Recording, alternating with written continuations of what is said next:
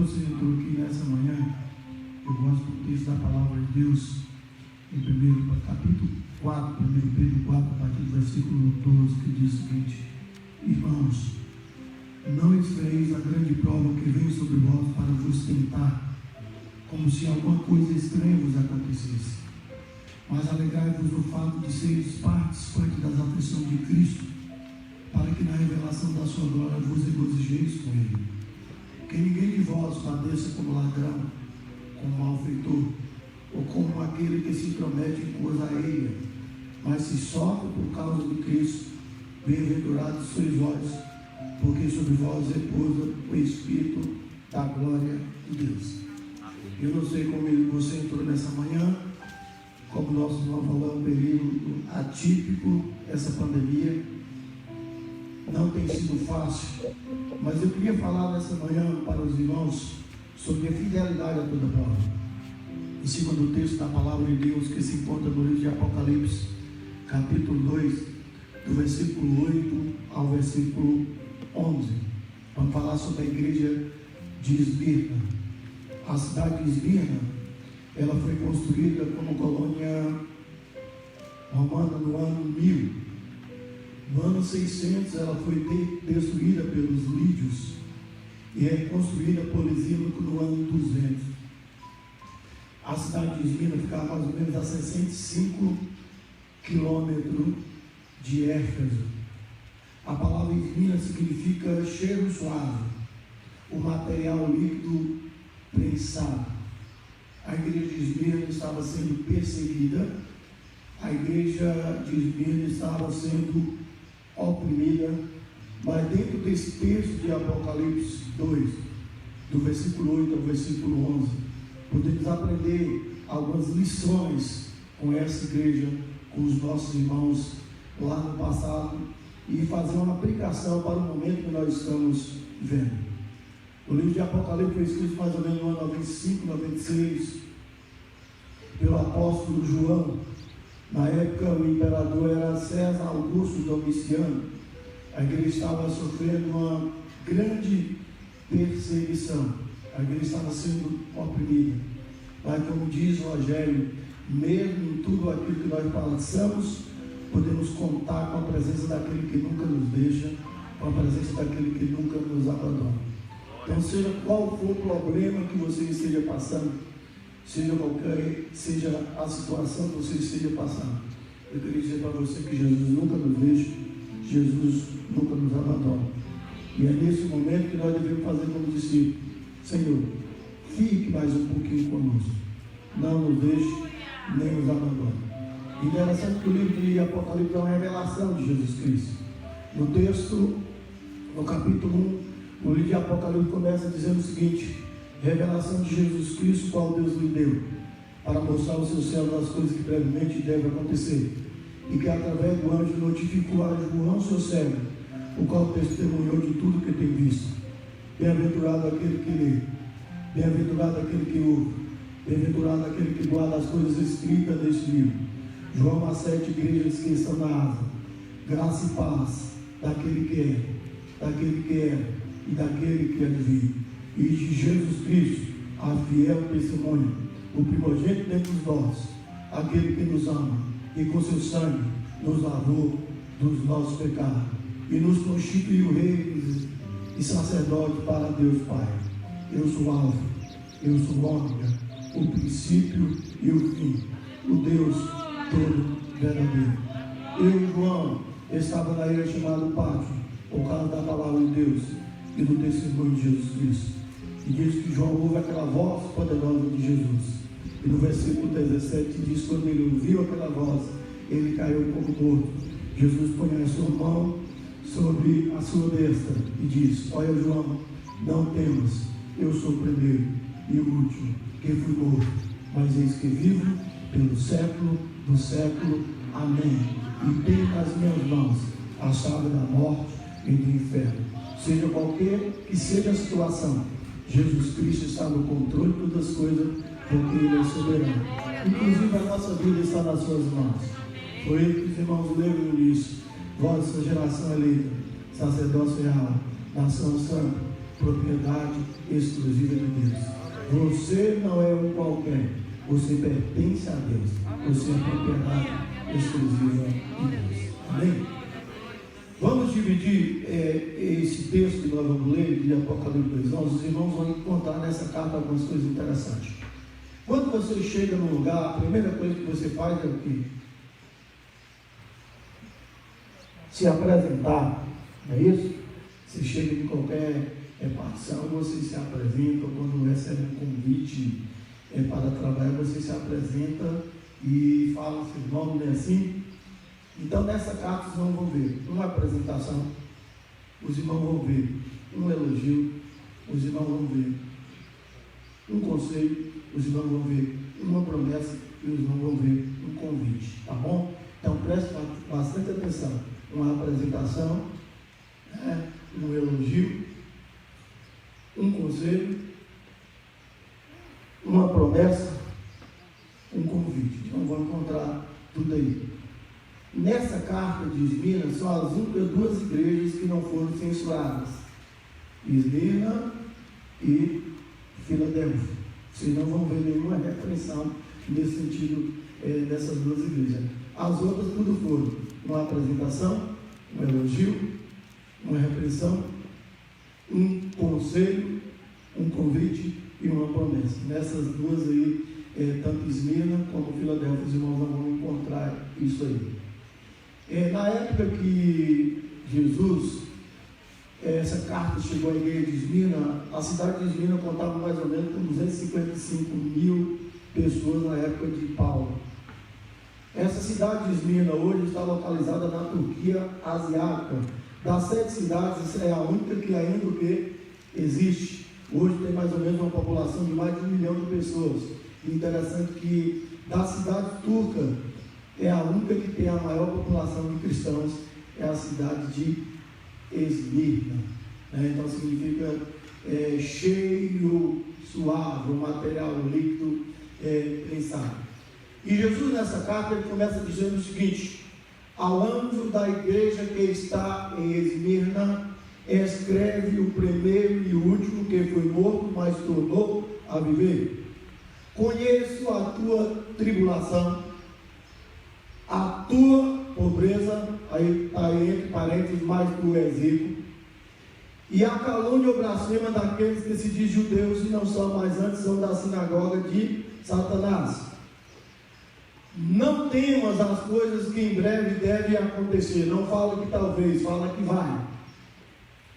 Eis que Satanás lançará algum de vocês na prisão para seres tentados. Tereis tribulação de 10 dias.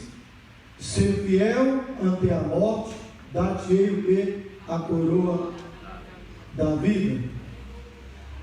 O vencedor não sofrerá o que? O dano da segunda morte. Eu pulei um pouquinho. Aí depois vem: quem tem ouvidos, ouça o que o Espírito diz às igrejas.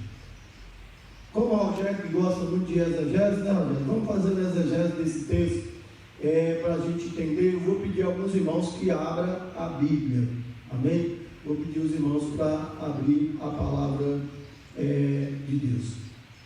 Há uma igreja perseguida, há uma igreja que estava sofrendo opressão, há uma igreja que estava sendo perseguida pelo Império Romano, há uma igreja que na época declarava que Jesus era Senhor e não César, era tido como um crime digno de morte.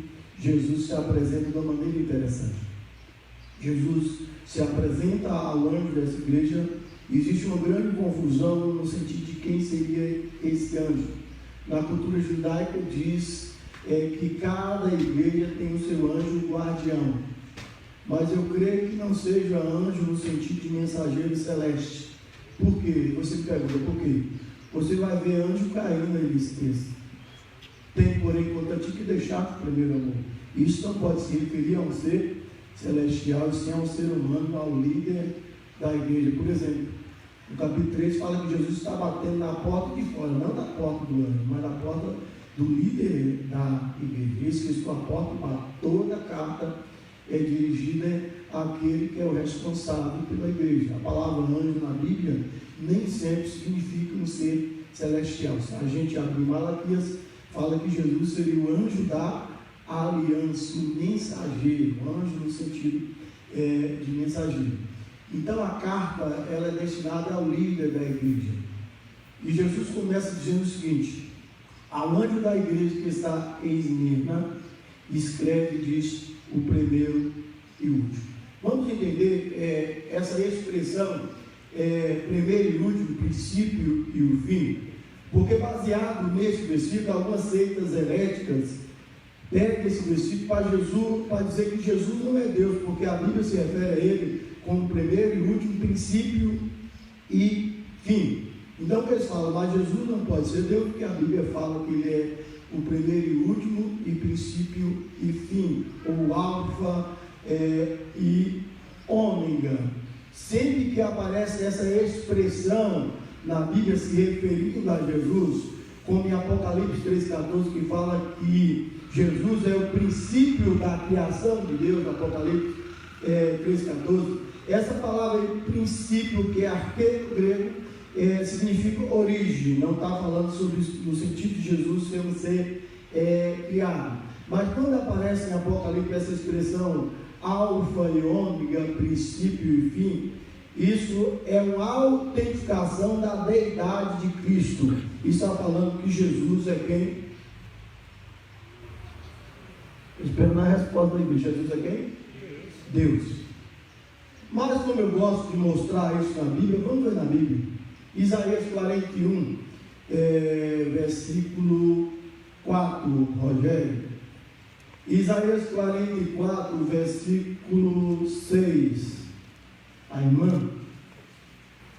Isaías 48, versículo 12. É a 12 que está ali? Amém. 48, 12. Minha ex-aluna, né, irmãos? Amém. 48, 12.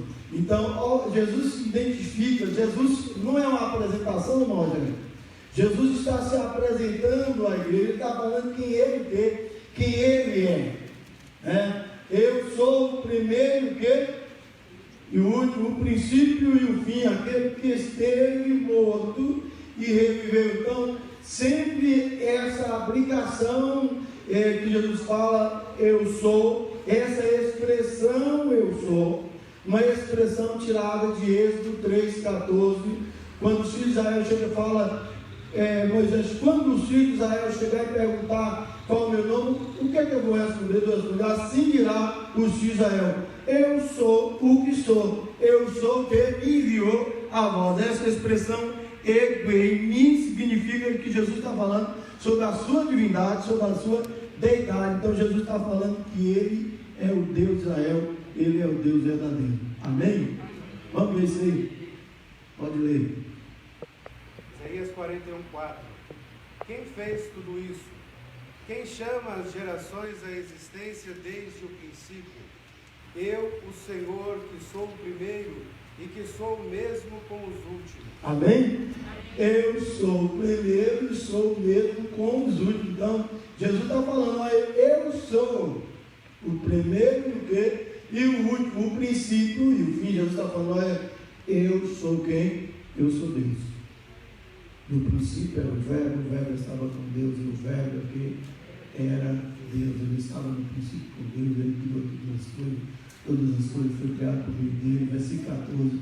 E este verbo que era Deus se fez carne e habitou entre nós, e vimos a sua glória como um engenho do Pai, cheio de graça e de verdade. Então Jesus é quem? Jesus é Deus.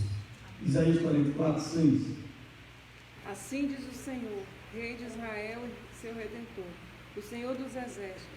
Eu sou o primeiro e eu sou o último, e fora de mim não há Deus. Amém? Vamos parar para refletir. Se não pode haver dois deuses, e Deus está falando que fora dele não há o quê? Deus. E Jesus chega e fala, eu sou o primeiro e o último, e o princípio e o fim. Jesus só pode ser quem? Deus. Colossenses 2,9 diz que nele habita corporalmente toda a plenitude de quê? Da divindade. Ele é Deus. Isaías 48:12.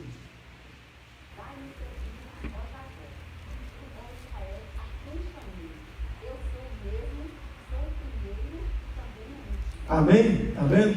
Eu sou o mesmo e também o último. Aí Jesus fala, eu sou o primeiro e o último, o princípio e o fim. Essa expressão, alfa, ômega, princípio e o fim, primeiro e último, fala da eternidade de Cristo. Jesus Cristo é o mesmo do que?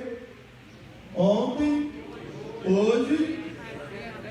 Se Jesus teve um tempo que ele não existiu, ele não poderia ser o mesmo ontem, hoje e para sempre, se ele tivesse um dia que ele não tivesse o que?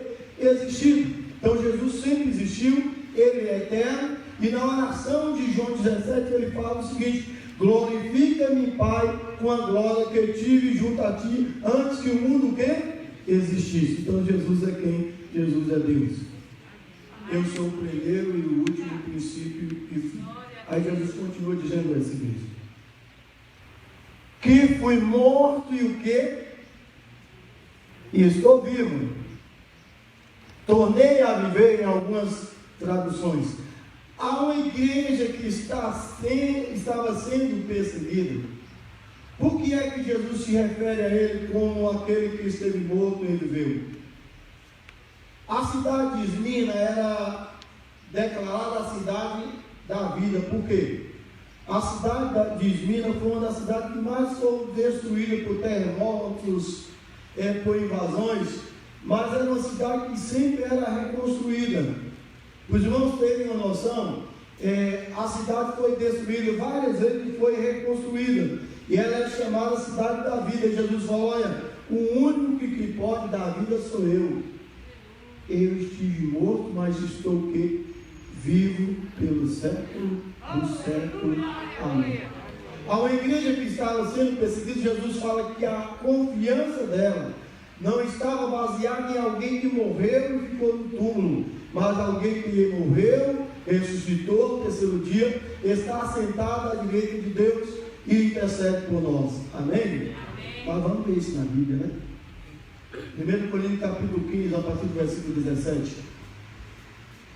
Eu vou pedir a adolescente para ler, pode ser? 1 Coríntios 15, 17 a 20. Eu vou pedir, Jorge, que possa ler para a gente, Jorge, Romanos 4, 25, por favor. Romanos 4, 25. E 1 Coríntios 15, 17 a 20. A irmã falei, pode, irmã.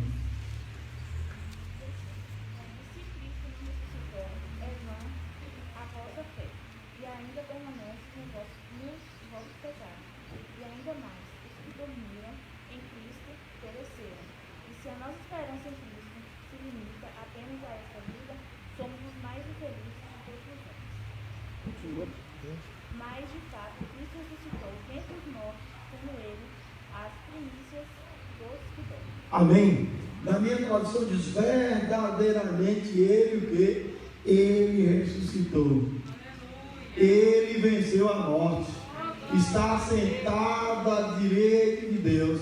E é por meio dele que Deus fala à sua igreja através do seu Espírito. Então é por isso que o autor Hebreus, no capítulo 1, ele diz o seguinte: havendo Deus antigamente falado de muitas maneiras aos nossos pais pelos profetas, hoje nos fala através do Filho, a qual constituiu o herdeiro de todas as coisas, pelo qual fez o mundo. Ele é o resplendor da sua glória, a expressão exata da sua pessoa. Depois de ter feito a purificação dos nossos pecados, assentou-se à direita da majestade nas alturas. Então ele está assentado à direita de Deus e intercede pela sua igreja. Amém? Então Jesus está vivo, ele ressuscitou. Essa é a certeza da vitória da igreja. A confiança dela está naquele que é o Deus verdadeiro, o Deus que se fez carne.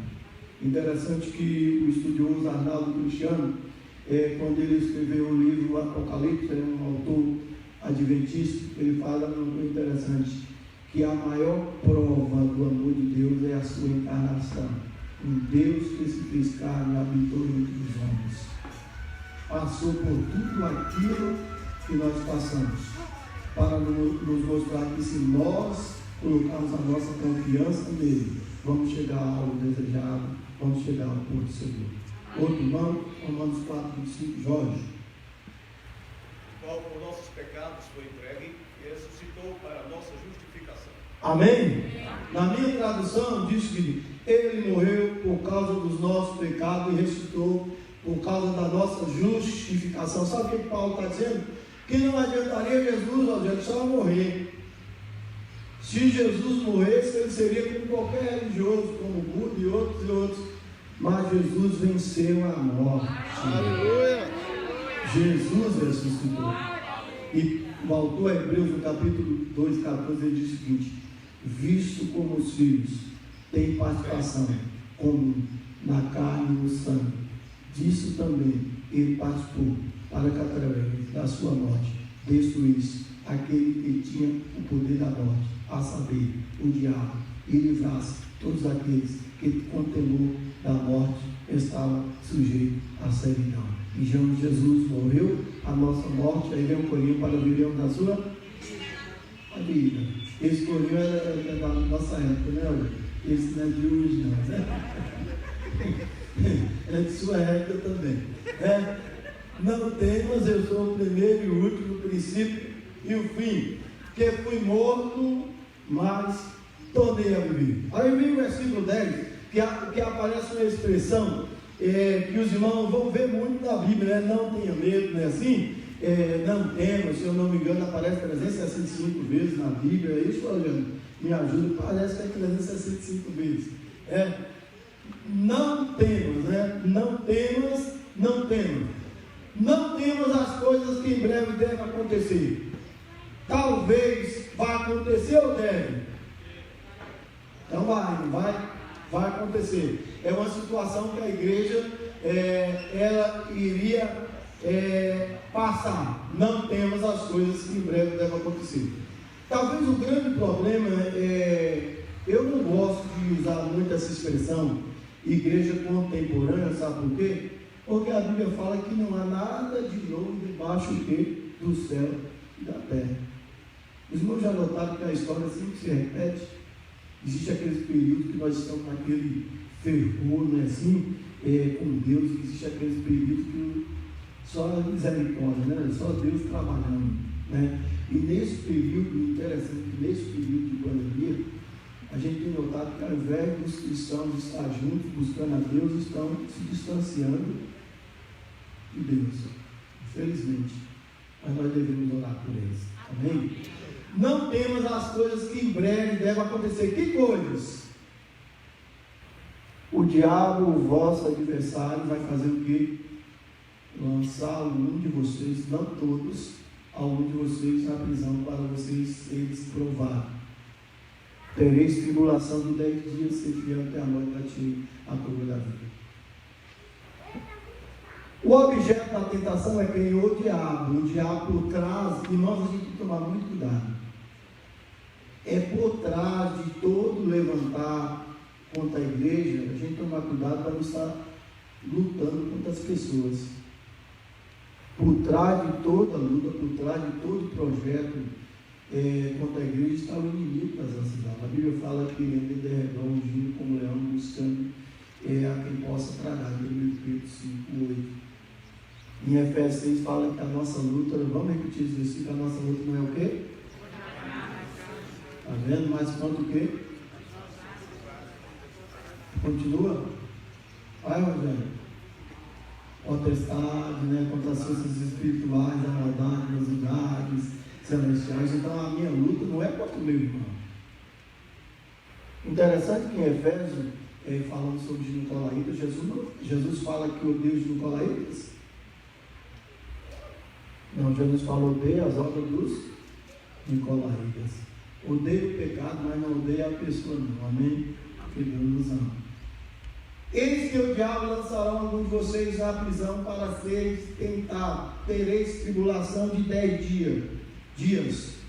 Ser fiel até a morte, daqui a coroa da vida. Vamos parar nessa questão. O que seria esses 10 dias que os irmãos entenderam? Alguns estudiosos dizem que o último imperador, que foi Diocleciano, ele reinou de 313 a 310. Então houve um período de perseguição de 10 anos, quando Constantino assumiu o império em 313, e depois os cristãos receberam liberdade para praticar a sua religião. Mas eu prefiro pensar nesse sentido, não que seja essa perseguição, mas que seja um período de tempo determinado. Vamos ver isso na Bíblia, né? A Bíblia que dá a resposta. O número 10 na cultura hebraica significa completude, é algo que vai ter um início e vai ter um fim. É isso que o texto está falando. Olha, vocês terão tribulação de 10 dias. Né? Agora uma pergunta aqui. Quem tem orado a Deus pedindo paciência aqui, é uma coisa que a gente mais precisa, levante a mão aí. Os outros não estão pedindo não, né? Muita, né? Vamos continuar orando ainda, pedindo paciência? Amém. Mas não sabia que para ter paciência vem primeiro a tribulação? Vamos ver isso em Romanos 5:3. Depois Romanos 12:12. O irmão, pode ler, irmão? Romanos 12:12. Depois 1 Pedro 1:6 a 9. Por que é que nós devemos passar por tribulação? 1 Pedro 1:6 a 9. Vamos pedir o pastor de ordinar. 1 Pedro 1:6 a 9.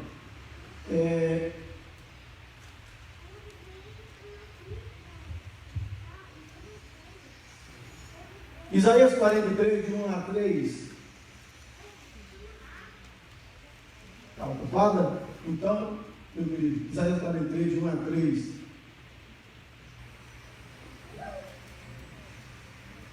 Meu irmão, 2 Coríntios 4, 14 a 16, o irmão pode ler? Isso, 2 Coríntios 4. Tereis tribulação de 10 dias. Primeiro fala sobre a tribulação, depois fala como nós devemos agir, Rogério, na tribulação. Já curtiu a mensagem da fidelidade a toda a prova. Depois, no final, nós vamos aprender 3 lições com a igreja de Esmirna, tá bom? Podem ler, irmãos. Regozijar-vos na esperança, ser pacientes na tribulação, na oração, perseverando. Amém. 5:3. Pode ler. Não só isso, mas também nos gloriamos nas tribulações, porque sabemos que a tribulação produz perseverança. Vamos continuar pedindo paciência ainda, não? Ué, não vai por quê, irmão? Vamos continuar, né? Tribulação sempre vai vir. Quer ver? Os irmãos vão mudar de ideia agora. Vamos continuar. Quer ver? João 16:33, o que Jesus fala? Tenho-vos dito isto para que me tenhais paz. No mundo tereis tribulação. Vamos continuar orando pedindo paciência, não vamos? Amém, né? No mundo tereis tribulações, aflições. Tem bom ânimo, eu que eu venci o mundo. Falta alguém ler? Falta o irmão. Aí nós falamos que a tribulação é o quê? 10 dias, significa completude. Vamos ver se está certo, se é momentâneo. Lê aí, meu irmão. 2 Coríntios 4, do 14 a 16.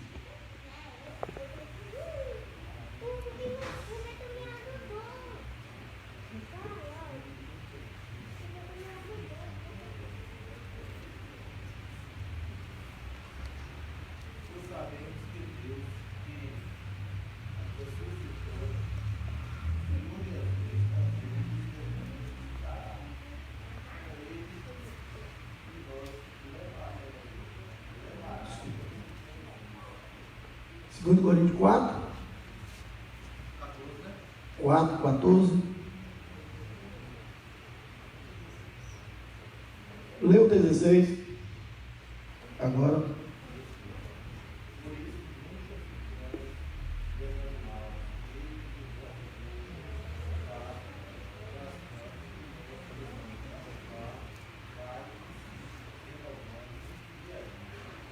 Agora o 17, que é o chá. A nossa leva o quê? Sim.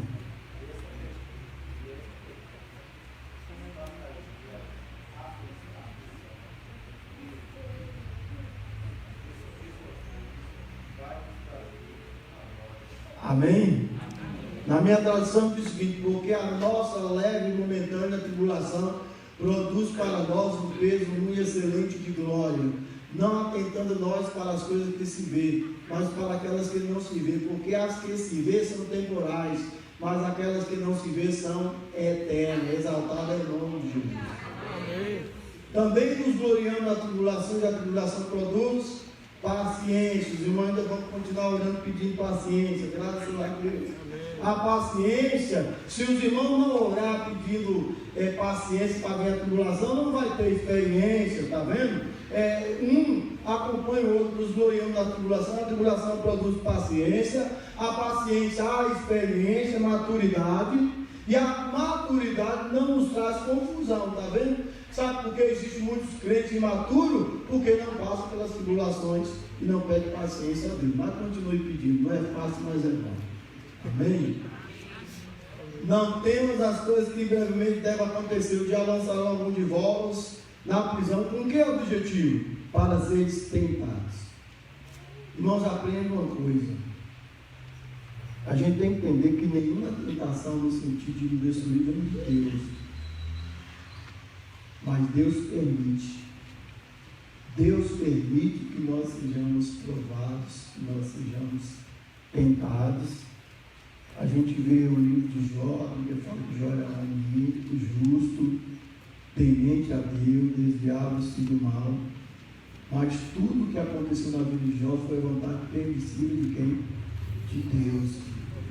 Deus chega para Satanás e fala: olha, ele está na tua mão, o Senhor não tem poder de tocar o quê? Na vida dele. Jó passou por tudo aquilo ali.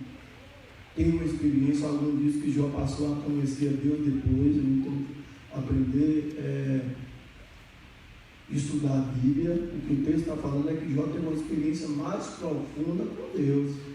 Imagine um homem que o próprio Deus, ele fala dele que não havia homem na terra como Jó, e Jó não tinha tido nenhuma experiência com Deus. O texto ensina isso. Jó fala que ele tem uma experiência mais profunda com Deus, e essas são as experiências que nós temos com Deus. É por isso que nós precisamos, nós mesmos, termos experiência pessoal com Deus. Existem irmãos que ficam orando a oração do pastor fulano de tal de manhã, a oração de fulano de tal meio-dia, a oração de fulano de tal de tarde. É você que tem que orar com Deus. É você e Deus. Não estou querendo dizer que é errado você ouvir um pastor, uma palavra, não é isso não, mas tem crente que até os outros oram por ele não ora. Orar é você e Deus. É um relacionamento pessoal de você com Deus. E não precisa de palavras bonitas. Orar é abrir o coração para Deus. Isso é orar. Nós não temos as figuras. Satanás vai tentar vocês. Enquanto Deus nos prova para nos aperfeiçoar, o diabo nos prova para tentar o que? Nos destruir e nos afastar da presença dele. Mas em tudo isso aí é um objetivo. Fala, pastor, objetivo. 1 Pedro 6. Nisso exultais, embora no presente, por breve tempo, se necessário, sejais conquistados por várias provações, para que, uma vez confirmado o valor da vossa fé, muito mais preciosa do que o ouro perecível, mesmo apurado por fogo, redunde em louvor, glória e honra na revelação de Jesus Cristo, a quem, não havendo visto, amais, no qual, não vendo agora, mas crendo, exultais com alegria indizível e cheia de Deus. Amém? O que é uma coisa necessária? Qualquer irmão pode falar, o que é uma coisa necessária?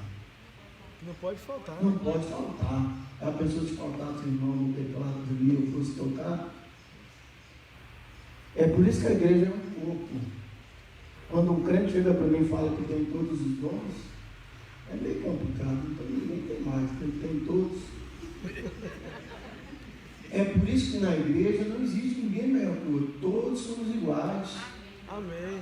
Todos somos importantes. Então é necessário, não fala que talvez, é necessário que que vocês passem por tudo isso, para que a prova da vossa fé, muito mais preciosa do que ouro, que passe pelo fogo. Qual o objetivo? É de louvor e glória diante de Deus Pai. Então, quando nós passamos por tribulações e vencemos, o nome de quem é glorificado? O nome de Deus. O nome de Deus é glorificado. Mas podemos contar com uma coisa interessante. No meio de tudo isso, Deus está conosco. Diz aí para a gente ver de 1 a 2. Mas agora, assim diz o Senhor, que te criou, ó Jacó, e que te formou, ó Israel. Não temas, porque eu te remi, chamei-te pelo teu nome, tu és meu. Quando passares pelas águas, eu serei contigo. Quando pelos rios, eles não te submergirão. Quando passares pelo fogo, não te queimarás, nem a chama arderá em ti. Porque eu sou o Senhor, teu Deus, o Santo de Israel, o teu Salvador. Dei o Egito por teu resgate, e a Etiópia e Sebá por ti. Amém. Mantei. Olha a palavra de novo, o quê? Não temas. Não temas. E o que é que diz nesse verso? Não temos o quê? As coisas que em breve devem acontecer.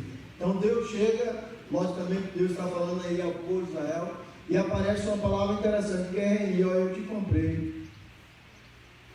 Eu te comprei de volta. E essa compra custou o sangue do Filho de Jesus. A dívida foi paga. É isso que eu falo em Colossenses 2,14. A dívida que nos era contrária, ele cancelou, cravando onde? Na cruz. João 19,30 está consumado, ou seja, a obra foi completa. Jesus está falando, eu te comprei com meu sangue. 1 Pedro 2,19. Não foste como coisa contigo, com prata e ouro, que foste resgatado da vossa boa maneira de ver, que por tradição receberam os vossos pais, mas pelo precioso sangue do Cordeiro imaculado. Versículo 20. O qual já existia antes da fundação do mundo, mas manifestado agora por meio de cada um de vocês. Então Jesus, Ele nos ama, Ele nunca nos deixa nas tribulações, na dificuldade que a igreja estava passando, ela poderia contar com a presença de Cristo. Então, há uma apresentação. Eu só apresento. Há um elogio a essa igreja. Qual é o elogio? Conheço a tua obra, a tua pobreza, mas tu és rico, e a blasfêmia daqueles que diziam se judeus não são, mas antes são da sinagoga de Satanás. Como entender essa expressão? Naquela época existia uma grande colônia de judeus hostil ao cristianismo. Os maiores perseguidores da igreja naquela época eram os judeus. Então Jesus mostra, irmãos, que a filiação em relação a Deus não está relacionado a sentido de nação, de sangue. Os verdadeiros judeus não tem nada a ver com nação. Por que não tem nada a ver com nação? No capítulo 2 de Romanos, versículo 29, Paulo diz o seguinte: vós que sois, que crê em Jesus, que sois descendente de Abraão, ou seja, é uma relação de fé, e nós vamos ver isso aí no livro de Romanos 2, 28 e 29, para a gente entender essa expressão, e Romanos 9, versículo 6. Irmão, vamos ver que filhos de Deus são todos aqueles que creem em Cristo, seja judeu, seja grego, apesar de Deus ter um plano com o seu povo, Israel. Nós estamos falando que não tem. Mas vamos ver que o próprio plano de Deus é com remanescente, aqueles que crerão em Cristo, de acordo com Romanos 11, 25, que fala que quando houver entrada da plenitude dos gentios, todo Israel será salvo, e de Sião virá aquele que desviará de acordo com todas as suas iniquidades. Mas isso é assunto para outro momento, né, que vai falar sobre grande tribulação, essas questões todas. Mas vamos refletir em Romanos 2, 28 e 29. Qualquer irmão pode ler, por favor, Romanos 2, 28 e 29, e depois qualquer irmão pode ler por favor, Romanos 9,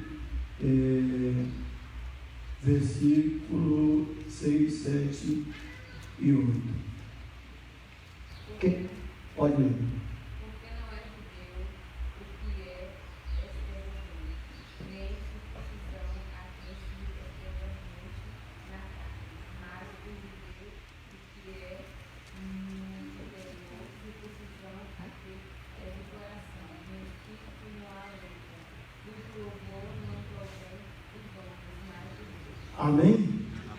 Para entender, Romanos 9, quem são esses judeus? São a nação, no certo sentido, ou são aqueles que tiveram experiência pessoal com Deus? Ou é a igreja que agora é constituída de judeus, de gentios? Uma coisa que tem que entender, quando Jesus em João 10 fala que ele ainda tem outras ovelhas que não são desse aprisco Israel, a mim convém reuni-la e elas ouvirão minha voz, então haverá um só rebanho, um só pastor. Paulo fala sobre isso em Efésios 2, quando ele fala que de ambos os povos Deus fez o quê? Derribando a parede de separação que havia onde? No meio. Vamos ver Romanos 9, 6 a 8. E depois Rogério, Gálatas 3, 28 e 29, Rogério. Não que a palavra de Deus haja faltado, porque em todos os que são de Israel são israelitas. Nem por serem descendência de Abraão são todos os filhos, mas Isaac será chamada a tua descendência. Isto é, não são os filhos da carne que são filhos de Deus, mas os filhos da promessa que são contados como os descendentes. São os filhos de quê? Da promessa. Quem são esses filhos da promessa? A Bíblia responde, né? Graças a Deus. Pode aí. Gálatas 3, 28. Não há judeu nem grego, escravo nem livre, homem nem mulher, pois todos são um em Cristo Jesus.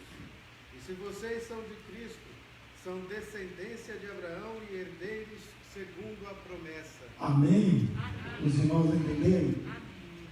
É por isso que lá no texto de Apocalipse 7, quando João vê os 144 mil, que não tem nada a ver com quantidade, sim totalidade, João vê pessoas das 12 tribos, está tripulando 12 mil. Só que quando João vê de novo, ele não vê só esses dois israelitas. Ele vê agora o que? Uma multidão, a qual ninguém podia contar, de todas as tribos, raças, povos e nações, em pé diante do trono de Deus, trajando os vestes brancos com palmas em suas mãos. João pergunta: e esses quem são? De onde vieram? Esses são aqueles que vieram de grande tribulação, lavaram suas vestiduras no sangue do Cordeiro. Então, o verdadeiro Israel de Deus é todos aqueles que creem em Jesus. E muitos judeus têm aceitado, né?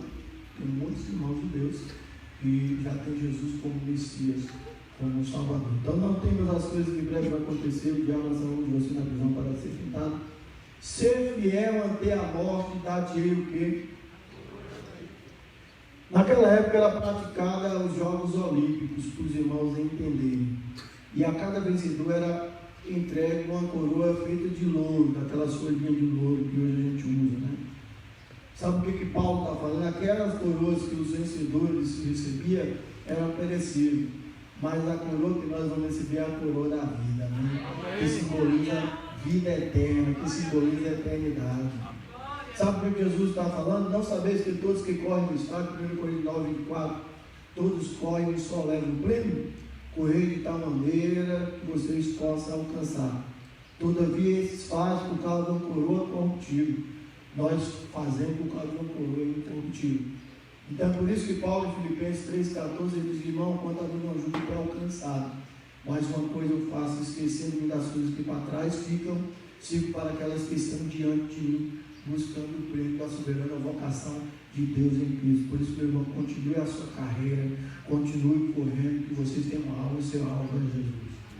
É isso que Jesus está falando. Ser fiel até a morte, dar-te-ei a coroa da vida.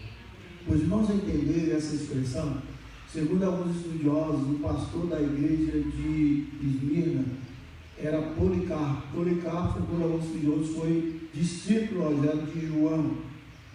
E diz a história que Policarpo foi levado para ser morto por causa de Jesus.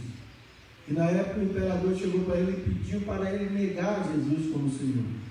E Eusébio de Cesareia, no seu livro da história da igreja, ele diz que Policarpo pronunciou as seguintes palavras: como eu posso negar uma pessoa que há 86 anos eu sirvo e nunca me fez mal nenhum?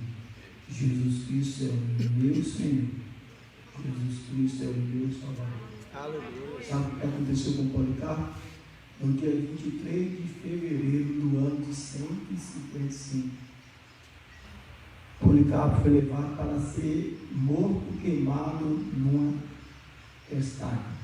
E diz alguns estudiosos que ele morreu cantando, louvando, adorando ao Senhor. Então os irmãos ali poderiam, por isso que veio outro versículo: meus irmãos, quem tem 2 vidas pode perder uma. Quem tem uma está ferrado. Sabe o que ele está falando? Mesmo que nós provarmos a morte física, Jesus fala que aquele que crê nele, ainda que seja morto, viverá, que aquele que crê nele nunca morre. É isso que Jesus fala. Você pode até perder sua vida física, mas sabe de uma coisa: ninguém pode separar do amor de Deus que está em Cristo Jesus.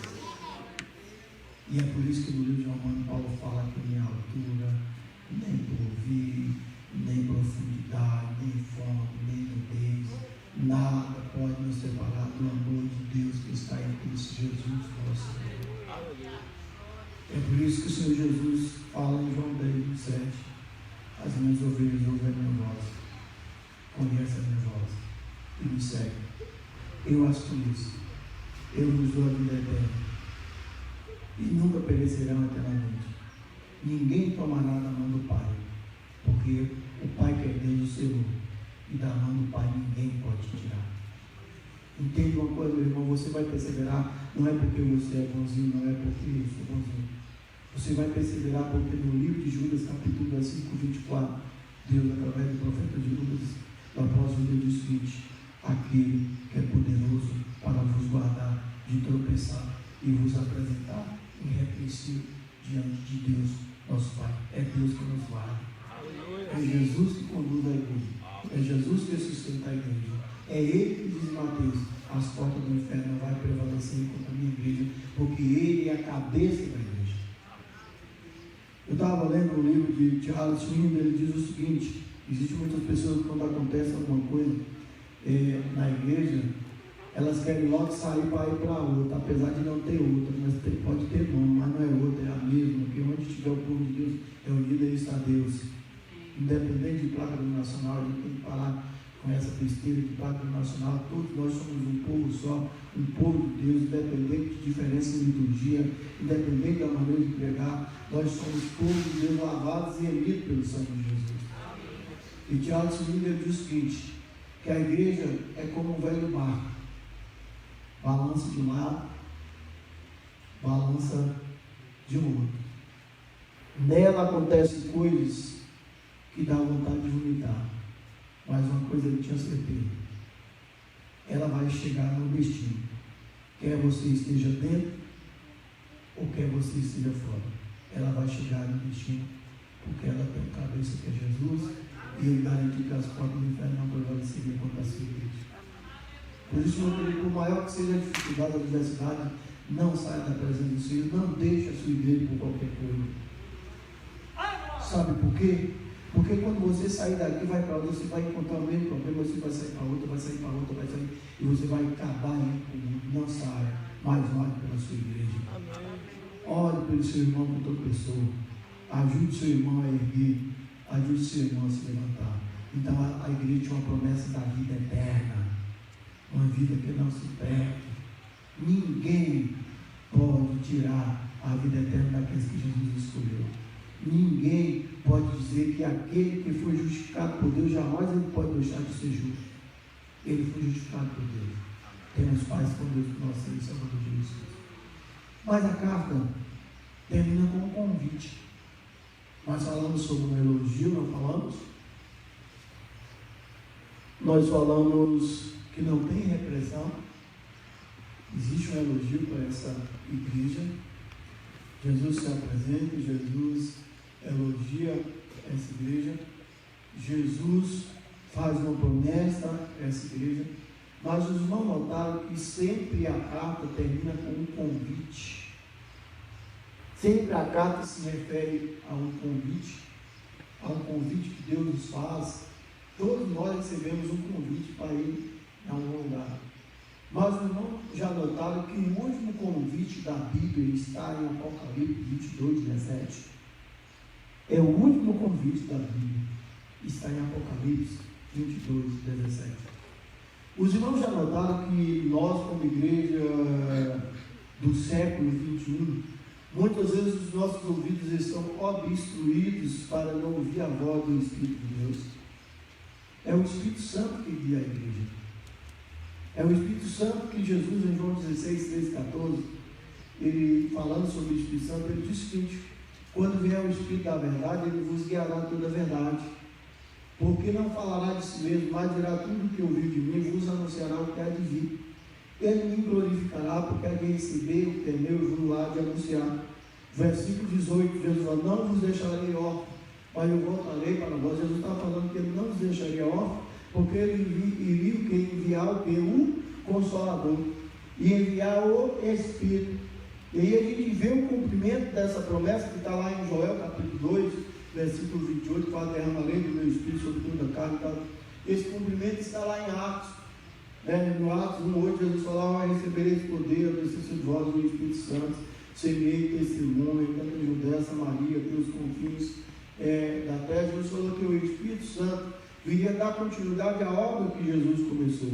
Jesus subiu ao Pai, ele falou que não nos deixaria órfãos, ou seja, não nos deixaria sozinhos, e nós sabemos que é o Espírito Santo que guia a igreja. E Paulo fala que o Espírito é Deus, e onde é o Espírito de Deus há liberdade. Liberdade não para eu fazer o que eu quero, mas para eu fazer o que Deus quer. A gente tem que tomar muito cuidado. A liberdade que o Espírito nos dá não é para mim fazer o que eu quero, mas quando o Espírito dirige a minha vida, eu vou fazer a vontade de Deus. Então é um convite. Quem tem ouvidos, ouça o que o Espírito diz a igreja. Apocalipse 22, 17. Alguém pode ler? E o Espírito e a esposa dizem: vem. E quem ouve, diga: vem. E quem tem sede, venha. E quem quiser, tome de graça da água da vida. Amém? É o último convite da Bíblia. Em todas as cartas vai aparecer essa expressão: quem tem ouvidos, ouça o que o Espírito diz à igreja. Os 7 Espíritos falando sobre a plenitude do Espírito, a obra do Espírito que é completa na minha e a sua vida. Então Jesus termina falando sobre essa igreja fiel, essa igreja que foi um exemplo para nós. Se os irmãos notarem, as 7 cartas, todas elas parecem comigo e você. A primeira perdeu a questão do esfriamento, deixar de primeiro amor.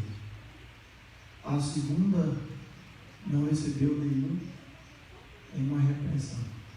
Nós não vamos ver a igreja de Pérgamo. Existia um falso profeta por nome Balaão, colocava tropeço no povo de Deus. A igreja estava aceitando.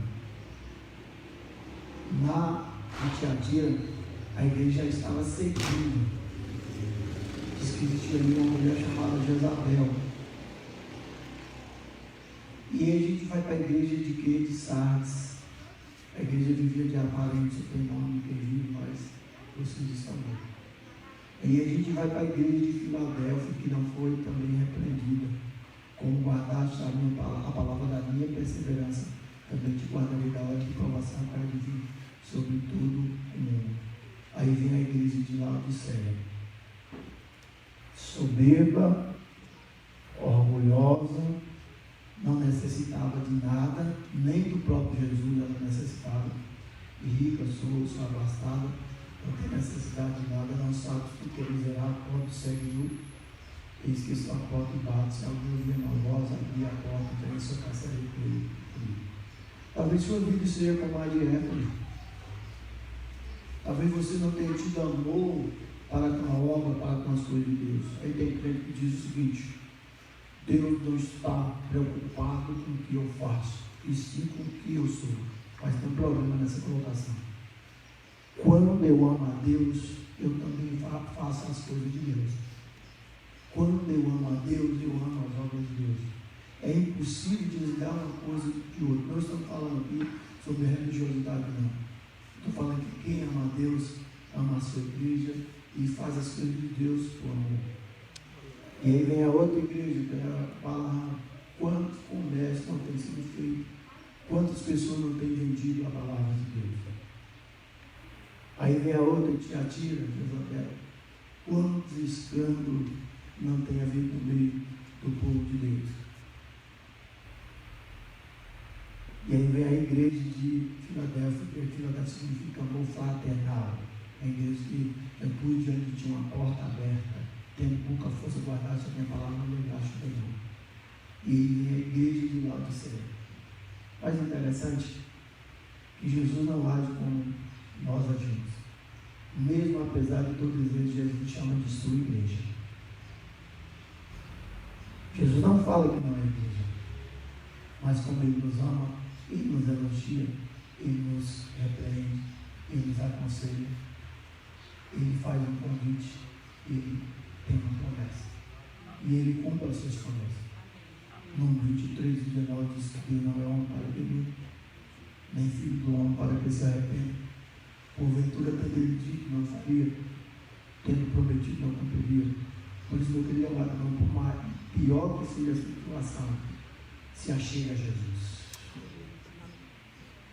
Eu não sei como está a sua vida espiritual, mas se achega a Jesus. Faça como os discípulos a caminho de Emaús, que Jesus levantou por embora. Assim, fique mais um pouquinho.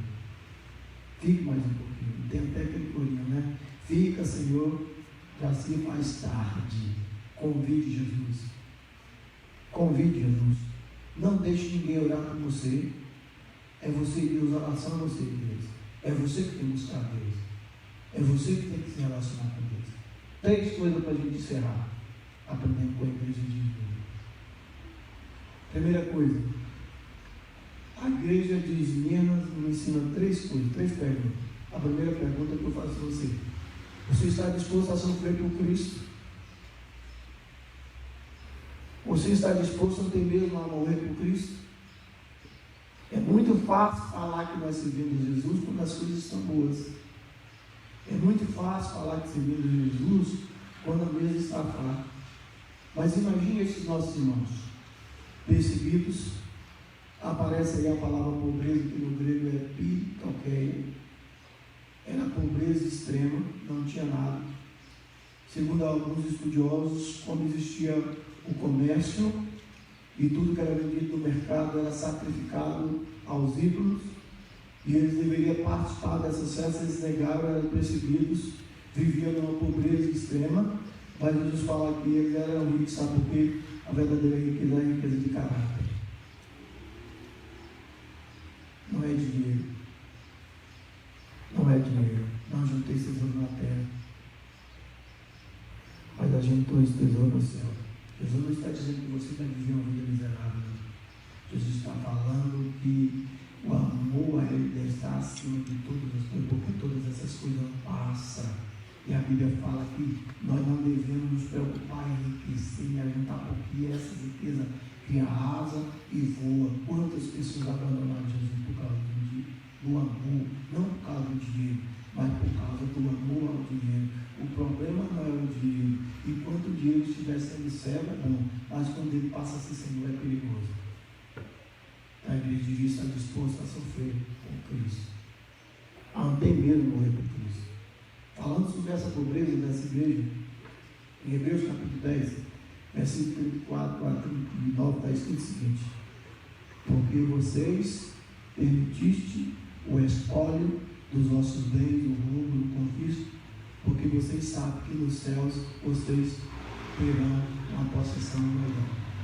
Vocês estão necessitando de paciência. Por isso que eu falei paciência, viu, irmão? Vocês estão precisando de paciência para que depois de ter feito a vontade de Deus, possais alcançar a promessa. A promessa vem depois de fazer o quê? A vontade de Deus. Porque o meu justo viverá da sua fé, porém se ele recuar, a minha alma não terá prazer nele. Nós, porém, não somos daquele que recua, mas antes daquele que prossegue para a vida eterna. Então, a primeira coisa, disposto a sofrer por Cristo. A igreja está disposta a sofrer por Cristo? Isso amém é para mim, né? A igreja está disposta a sofrer por Cristo? Amém. Eu agora. Esse é de Jesus. A segunda coisa que a gente aprende com a igreja de Esmirna é que a igreja deveria estar pronta a sofrer a oposição do mundo. Vamos falar um pouquinho sobre essa palavra mundo, para a gente não causar confusão. A palavra mundo na Bíblia tem vários significados. Por exemplo, em João 3,16, quando fala Deus amou o mundo de tal maneira, a palavra grega é antropós, significa homem, pessoa. Deus amou o Rogério, não, Deus amou o Roberto, Deus amou cada um dos irmãos de tal maneira. Então, mundo no sentido de pessoas. Quando a Bíblia fala em Salmo 24, do Senhor é a terra, a sua plenitude, o mundo, os que neles habitam, mundo no sentido de quê? Do cosmos, de tudo aquilo que foi criado por Deus. Quando a gente está falando do mundo aqui, ó, a gente está falando de sistema, que o governo, que por trás dele está quem? O inimigo das nossas almas. Então, por isso que Paulo, segundo Coríntios 4,4, ele fala que o Deus desse século, deste mundo, desse sistema, chegou o entendimento dos incrédulos para que não lhe resplandeça a luz do Evangelho, que é a glória de Cristo. Então, o que a gente deve estar disposto a enfrentar? Todo esse sistema que vai de encontro aos nossos princípios, aquilo que nós cremos que está onde? Na Bíblia, que é a palavra de Deus, que são princípios imutáveis, universais e eternos, ou seja, não muda. Então, adultério era naquela época e continua sendo adultério. Pecado é pecado, não adianta dar nome do que bonitinho, porque é pecado do mesmo jeito. Então, tudo aquilo que vai de encontro, aquilo que nós cremos, nós devemos o que estar pronto a enfrentar, não brigar com as pessoas, mas falar naquilo que nós cremos. Então, por isso que Judas 1 fala o quê? Que nós devemos batalhar pela fé que um dia foi o quê? Já entregue para o santo, não é brigando, não é ofendendo as pessoas, mas anunciando que a Bíblia, ela é a verdade, é a palavra de Deus, é nela que nós cremos. Então vivemos numa sociedade pervertida que quer que a igreja siga os mesmos princípios, e muitos, como um pastor, infelizmente, da nossa convenção, chegou na televisão e falou que a Bíblia deveria ser atualizada para a gente poder escrever. Não precisa falar o resto. Se a Bíblia precisa ser atualizada, então isso é dizer que Deus errou e que eu estou consertando, Rogério, aquilo que Deus fez errado. Mas o que a Bíblia diz sobre essas pessoas? Romanos 1,18. A ira de Deus se manifesta sobre todo aquele que transforma a piedade de piedade. Dizendo-se sábio, tornaram-se loucos, mudaram a verdade de Deus em mentira e amaram mais a criatura do que o Criador. Por causa disso, Deus os entregou a sentimentos perversos para fazer coisas inconvenientes ante a mulher, deixando o uso natural da mulher, homem com homem, cometendo o que? Torpezas. Então nós devemos estar prontos a enfrentar esse mundo que quer transformar o que? A verdade em mentira. Então nós devemos estar dispostos a enfrentar a oposição do mundo. Eu fico com muito medo quando o mundo começa a gostar da igreja. Fico com muito medo. Jesus fala assim: o mundo vos odiou, né? Olha, primeiro que vocês odiou a mim. Se chamaram de Beelzebul, pai de família, quanto mais os seus domésticos. João 17, 14 a 18. Mateus 10, 22. E sereis odiados por todos por causa do Meu nome, então, meus irmãos, esse nome, o ódio, é quando esse nome é o nome de quem?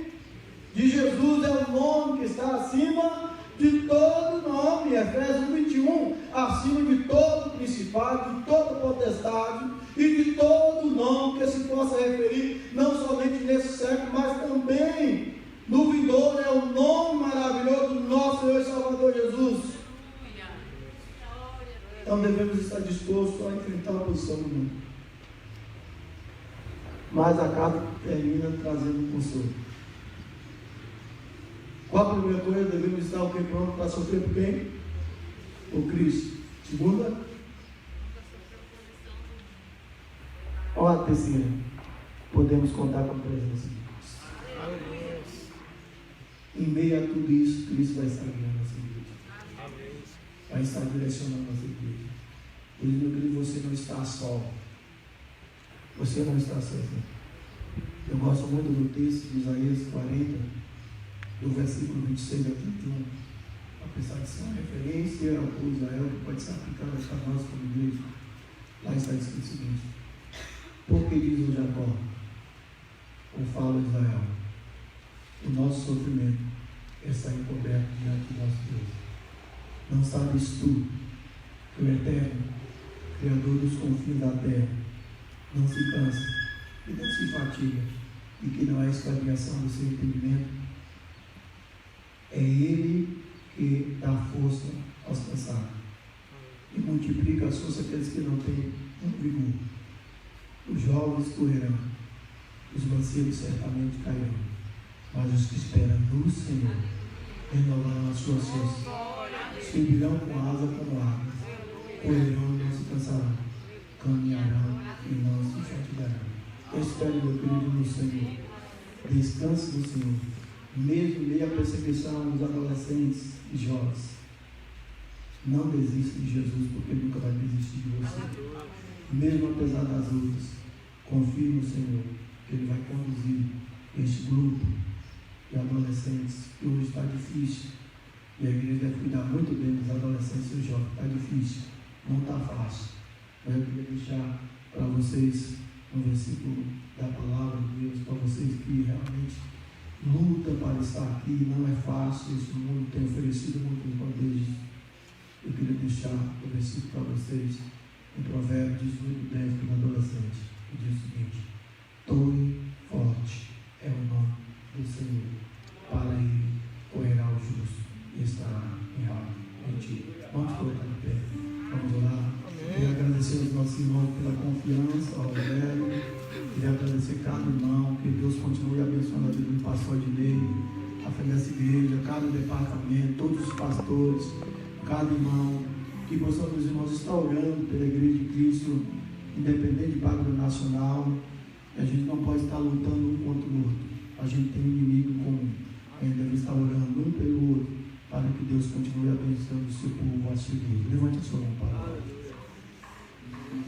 Obrigado, Senhor, porque em meio às lutas, em meio às perseguições, a tua igreja tem sobrevivido, Senhor. Em meio a toda essa pandemia, Senhor, nós sentimos o teu cuidado para conosco, Pai. Tu tem abençoado o teu povo, Senhor. Tu tem fortalecido o teu povo, Pai. Nos ajude, Senhor, a sermos fiéis, Senhor.